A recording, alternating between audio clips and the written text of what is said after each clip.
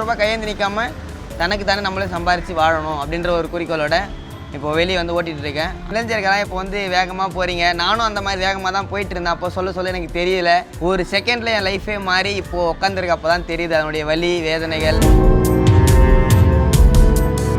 இந்த விபத்துக்கு முன்னாடி வந்து உங்கள் ஒரு காதல் இருந்திருக்கும் கண்டிப்பாக. இந்த விபத்துக்கு அடுத்தது அந்த காதல் உங்களை எப்படி பார்த்தாங்க? ஏற்றுக்கிட்டாங்களா இல்லை விட்டுட்டு போனாங்களா? அவங்களும் அவங்க லைஃப் பார்த்துட்டு இப்போது அவங்க போயிட்டாங்க. எப்போ உங்களோட திருமணமா? என்ன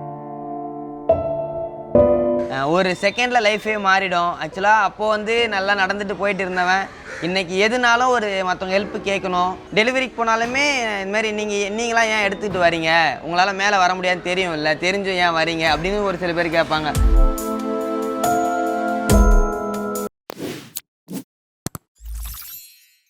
ஹாய் ஹலோ ஒயிட் ஹார்ஸ் நேயர்களுக்கு வணக்கம். நான் உங்கள் விஜே பிரவீன். வாழ்க்கையில் என்ன வேணால் நடக்கும், ஆனால் என்ன நடக்க போகுதுன்னு தெரியாமல் சில பேரோட வாழ்க்கையில் பல விஷயங்கள் நடக்குது.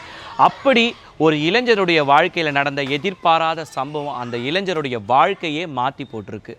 அப்படி மாற்றத்தை சந்தித்தாலுமே வரக்கூடிய சமூகத்துக்கு எப்படி நம்ம ஒரு முன்னோடியாக இருக்கணும்னு சொல்லிட்டு இன்றைக்கி விளங்கிட்டு இருக்கக்கூடிய ஒரு அழகான ஒரு உன்னதமான ஒரு மனிதரை தான் இன்றைக்கி நம்ம சந்திக்க வந்திருக்கோம். அவர் வாழ்க்கையில் நடந்த ஒரு சின்ன விபத்து அவர் வாழ்க்கையே மாற்றிடுச்சு.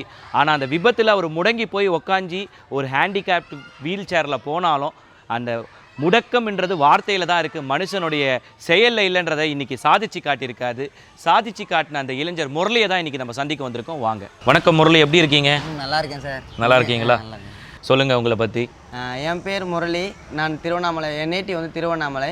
இங்கே சென்னை அடையாரில் வந்து தங்கி பிஜியில் ஜொமேட்டோ ஓட்டிகிட்ருக்கேன். லைஃப் வந்து ஒரு சேஞ்சஸை கொடுக்கும். 2019க்கு முன்னாடி வரையும் ஒரு அழகாக ஒரு பல்சர் பைக்கில் போயிட்டு ஒரு சாதாரண ஒரு சாமானிய மனிதராக வாழ்ந்துட்டு இருந்தீங்க. துரதிருஷ்டமான ஒரு சம்பவம் உங்கள் வாழ்க்கையில் ஏற்பட்ட விபத்து, அதுக்கப்புறம் இந்த மாதிரி ஒரு வாழ்க்கை வந்து மாற்றமாக மாற நினச்சி இருந்தேன். ஆனால் இந்த அளவுக்கு ஏமாற்றமாக வந்து 2019 வெளியே போகக்கூடிய வயசில் இந்த மாதிரி அடிபட்டுருச்சு. ஸோ அதுக்கப்புறம் வெளியே போக முடியாமல் ஒரு 5 இயர்ஸ் வீட்டிலே தான் இருந்தேன்.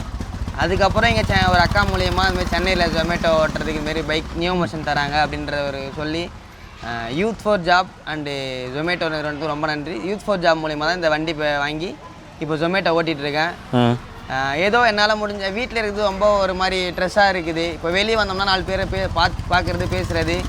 ஸோ அப்புறம் நம்மளும் ஒரு 10 ரூபா சம்பாதிச்ச மாதிரி இருக்குது. ஸோ யார்கிட்டையும் ஒரு ரூபா கையேந்தி நிற்காமல் தனக்கு தானே நம்மளே சம்பாரித்து வாழணும் அப்படின்ற ஒரு குறிக்கோளோட இப்போது வெளியே வந்து ஓட்டிகிட்டு இருக்கேன். அதே போல் ஸ்போர்ட்ஸ்லேயும் இருக்கேன். Wheel chair rugby, table tennis, cricket, so எல்லாம் பண்ணிகிட்ருக்கேன்.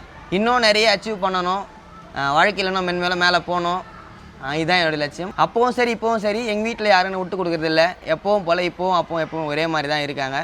ஸோ லாஸ்ட் வரும் அப்படி இருப்பாங்க, நானும் நல்லபடியாக கண்டிப்பாக இருப்பேன். இவ்வளோ சம்பவங்களுக்கு பிறகும் நீங்கள் இவ்வளோ பூஸ்ட்டாக பேசுகிறத நினைக்கும் போது ரொம்ப சந்தோஷமாக இருக்குது. ஆனாலும் வாழ்க்கையில் சாமானிய மனிதர்களை பார்க்கும்பொழுது ஒருத்தர் வந்து பிறப்பாலேயே வந்து ஊனமுற்றராக பிறக்கிறதோட இந்த மாதிரி எதிர்பாராமல் திடீர் வாழ்க்கையில் பாதியில் மாறது ஒரு பெரிய ஒரே ஒரு செகண்டு தான். என்ன பண்ணுறது, எல்லாரும் இளைஞர்களாக இப்போ வந்து வேகமாக போகிறீங்க, நானும் அந்த மாதிரி வேகமாக தான் போயிட்டு இருந்தேன். அப்போ சொல்ல எனக்கு தெரியல, ஒரு செகண்டில் என் லைஃபே மாறி இப்போது உட்காந்துருக்கு. அப்போ தான் தெரியுது அதனுடைய வலி வேதனைகள். இருக்கிறதுலே ஸ்பைனல் கார்டுன்றது ரொம்ப கிரிட்டிக்கலான ஒரு இது வந்து. அதனால் அனைவரும் சேஃபாக பயணிங்க.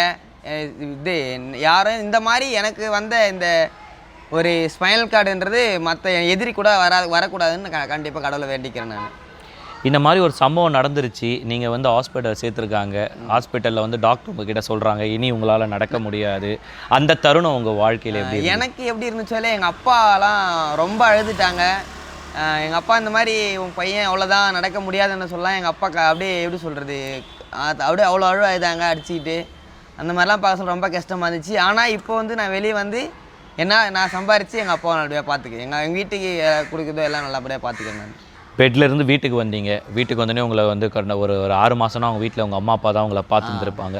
அந்த தருணம்லாம் எப்படி இருந்துரு? ஏன்னா முன்னாடி வரையும் வந்து எங்களுக்கு வந்து யூரின் கண்ட்ரோல், மோஷன் கண்ட்ரோல் அதெல்லாம் எதுவும் இருக்காது. ஸோ அப்படின்றப்போ அதை க்ளீன் பண்ண சொல்லலாம் ரொம்ப கஷ்டமாக இருக்கும். என்னடா வாழ்க்கை, எதுக்கு நம்ம இருக்கோம் அப்படின்ற நிலைமையெல்லாம் நான் அதை யோசித்திருக்கேன். அதுக்கப்புறம் நான் வீட்டை விட்டு ஒரு 6 மாதத்தில் எங்கள் அண்ணன் தான் சொன்னாங்க. என்னென்னா வீட்டிலே தான் இருந்தேன், வீல் சேர் வாங்கின்னு வந்தோம். அவர் சொன்னார் ஒரு வார்த்தை, யாருக்கும் எது நினச்சி நீ பயப்படாதுடா, உன் லைஃப் நீ பாரு, அவங்க யாருன்னா என்ன சொல்லிட்டு தான் இருப்பாங்க, நீ ஃபஸ்ட்டு வெளியே வா அப்படின்னு சொன்ன அவரு எங்கள் அண்ணன் சொன்ன அந்த ஒரு வார்த்தை எனக்கு இன்ன வரை இவ்வளோ தூரம் கொண்டு வந்ததுக்கு காரணம்னா அது எங்கள் அண்ணன் சொன்ன அந்த ஒரு வார்த்தை தான். அவருக்கும் நான் ஒரு நன்றி. அம்மா அப்பா வந்து குழந்தையில வந்து நமக்கு வந்து நம்ம பாத்ரூம் போனால் இது பண்ணுவாங்க.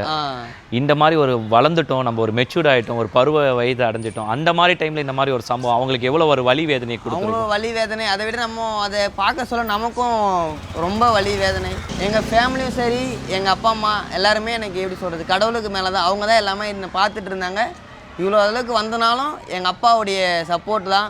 எங்கள் அப்பா மிகப்பெரிய கிஃப்ட் தான் எனக்கு. அவரால் தான் இவ்வளோ நான் வெளியே வந்தேன், எல்லாம் பண்ணிகிட்ருக்கேன். இந்த நேரத்தில் உங்கள் அம்மா அப்பாவுக்கு என்ன சொல்லணும்னு நினைக்கிறீங்க ஒரு மகனா? எங்கள் அப்பா அம்மாவுக்கு சாரி தான் சொல்லணும். அப்போலாம் அவ்வளோ சொல்லியும் கேட்காம ஒரு செகண்டில் போய்ட்டு பைக்கில் இந்த மாதிரி விபத்தாகி இவ்வளோ கஷ்டம் அனுபவிச்சோம். சின்ன வயசில் நமக்கு இப்போ இப்படி லூஸ் மோஷன் ஆனாலோ இல்லை பாத்ரூம் இது பண்ணி போதோ அது வந்து ஓகே. ஒரு 19-20 வயசு அப்போது அவங்க இதெல்லாம் சகிச்சுக்கிட்டு எந்த ஒரு இதுவும் இல்லாமல் எனக்கு செஞ்சாங்க எல்லாமே. இந்த விபத்துக்கு முன்னாடி வந்து உங்கள் ஒரு காதல் இருந்திருக்கும் கண்டிப்பாக. இந்த விபத்துக்கு அடுத்தது அந்த காதல் உங்களை எப்படி பார்த்தாங்க? ஏற்றுக்கிட்டாங்களா இல்லை விட்டுட்டு போனாங்களா? அவங்க ஏற்றுக்கிட்டாங்க தான். ஆக்சுவலாக ஏற்றுக்கிட்டு எப்படி சொன்னது, கால் பண்ணாங்க. ஸோ அந்த டைமில் நான் சர்ஜரி பண்ணி வந்திருந்த ஒரு 3rd or 4th டேஸோ அவங்க கால் பண்ணுவோம். அப்போ என்னால் எடுக்க முடியல. அதுக்கப்புறமும் கால் பண்ண எப்படி சொல்கிறது, அந்த மாதிரி கேட்டாங்க. அப்புறம் அப்போ மொபைல் சுச்சுவேஷன் இல்லை. ஸோ அதனால் அப்படியே அவங்க விட்டு அப்புறம் நானும் அப்படி வந்துட்டேன். அவங்களும் அவங்க லைஃப் பார்த்துட்டு இப்போது அவங்க போயிட்டாங்க. எப்போ உங்களோட திருமணமா? இன்னொரு 6 month to 1 yearக்குள்ள கண்டிப்பாக மேரேஜ் ஆகிடும்.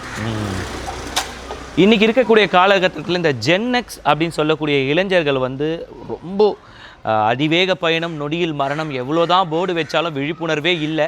ஆனால் உங்கள் வாழ்க்கையில் ஒரு பெரிய ஒரு மாற்றத்தையும் இந்த விபத்து ஏற்படுத்தியிருக்கு. அப்படி இருக்கும்போது வரக்கூடிய இளைஞர்கள் சமுதாயத்துக்கு என்ன சொல்ல விரும்புகிறீங்க? போகிறோம் 1 hourல போகிறத இன்னொரு ஒரு 10 நிமிஷம் 20 நிமிஷம் சேர்த்து ஆக போகுது. கொஞ்சம் பொறுமையாக போங்க. இப்போ உங்களால் மற்றவங்களுக்கும் எந்த பிரச்சனையும் இருக்கக்கூடாது, உங்களுக்கும் எந்த பிரச்சனையும் இருக்கக்கூடாது. முடிஞ்ச அளவுக்கு சேஃப்டியாக போங்க. ஒரு செகண்டில் லைஃபே மாறிடும். ஆக்சுவலாக அப்போது வந்து நல்லா நடந்துட்டு போயிட்டு இருந்தவன் இன்றைக்கி எதுனாலும் ஒரு மற்றவங்க ஹெல்ப்பு கேட்கணும். இப்போ வீல் சேரில் போயிட்டு இப்போ ட்ரெயின் ஏறணும்னா அங்கே ஹெல்ப் வேணும். அதே போல் யாரும் இந்த மக்கள்கள்லாம் எந்த இதுவும் இல்லாமல் நிறைய ஹெல்ப் பண்ணுறாங்க. ஸோ அந்த மாதிரி எல்லோரும் கொஞ்சம் சேஃப்டியாக இருங்க, சேஃப்டியாக போங்க. விபத்துன்றது எல்லாரோட வாழ்க்கையிலே நடக்கும். அது வந்து நடந்து முடிஞ்சதுக்கு அதுலேருந்து எப்படி வெளியில் வருவோன்னு பார்ப்போம். வெளியில் வருவோன்றதை பார்ப்பதையும் மீறி இன்றைக்கி உங்கள் சொந்த ஊரை விட்டு பக்கத்து ஊருக்கு வந்திருக்கீங்க. வந்து தனி ஒரு ஆளாக இங்கே ஸ்டே பண்ணி பிஜியில் உங்களோட ஒர்க்கை நீங்கள் பார்த்துட்ருக்கீங்க. இதோட ஸ்ட்ரகிள்ஸ் எல்லாம் என்னென்ன, பாசிட்டிவ்லாம் என்னென்ன? ஸ்ட்ரகிள்ஸ்ன்னு பார்த்தீங்கன்னா இப்போது ரெஸ்ட் ரூம் கொஞ்சம் அதே போல் எல்லா இடமும் எங்களுக்கு என்னன்னு தெரியல. எங்களை பார்த்தா இப்படி நாங்கள் அமௌண்ட் தர மாட்டோமா என்னெல்லாம் தெரியல. ஒரு சில இடத்துல பிஜிலாம் கேட்டால் தர மாட்டேங்கிறாங்க. பிஜி நிறைய ரூம்ஸ் இல்லாமல் நிறைய பேர் அல்லாடிட்டுருக்கோம். ஸோ இங்கே சென்னையில் அடையார்லையோ எங்கேயாச்சும் கிரவுண்ட் ஃப்ளோராக இருந்து எங்களுக்கு ஏதாச்சும் ஹெல்ப் பண்ணால் ரொம்ப நல்லாயிருக்கும். நிறைய பசங்க எங்களை மாதிரி பசங்க நிறைய வந்து வெளியே வருவாங்க. அவங்க 10 ரூபா சம்பாரித்து அவங்க லைஃப்பை ரன் பண்ணுவாங்க. இந்த ரூம் இல்லாத ஒரு காரணத்தினால தான் நிறைய பேர் வெளியே வர முடியாமல் இருக்காங்க. ஸோ அதனால் இந்த ரூம்ஸ் ஏதாச்சும் கொஞ்சம் இந்த கிரவுண்ட் ஃப்ளோராக இருக்கவங்க கொஞ்சம் அட்ஜஸ்ட் பண்ணி, நாங்களும் ஒரு மனுஷன்தான், நாங்களும் இந்த உலகத்தில் எப்படி சொல்கிறது வாழணும். அதுக்கான ஒரு அமௌண்ட்டு எங்களால் நாங்கள் சேலரி சம்பாதிக்கணும்னா இதுமாரி வெளியே வந்தால் தான் முடியும். எங்கள் நேட்டிவில் பார்த்தீங்கன்னா ஸோ அங்கே வந்து இந்த அளவுக்கு ஆர்டர்லாம் கிடைக்காது. ஒரு நாளைக்கு 2 3 இல்லை அதிகபட்சம் ஒரு 5 ஆர்டர் அந்த மாதிரி தான் கிடைக்கும். இங்கெல்லாம் நிறைய ஆர்டர் கிடைக்குது. அதே போல் எங்களுக்கு கொஞ்சம் ஹெல்ப்ஃபுல்லாக இருக்குது. ஸோ இதனால் பிஜி மட்டும் பிஜியோ இல்லை ரூமோ எங்களுக்கு ஏதாச்சும் கேட்டு நாங்கள் கொஞ்சம் கேட்டோம்னா கொஞ்சம் எங்களுக்கு ஹெல்ப் பண்ணிங்கன்னா ரொம்ப நல்லாயிருக்கும். இப்போது உங்களை போல் நிறைய பேர் வந்து முடங்கி போய் உட்காந்துருக்காங்க வீல் சேரில். சில பேர் பிறப்பாலேயே தன்னுடைய காலை இழந்திருக்காங்க. சில பேருடைய அதார்ச்ச கோளாறு விபத்து மூலயமா இந்த மாதிரி விஷயங்கள்.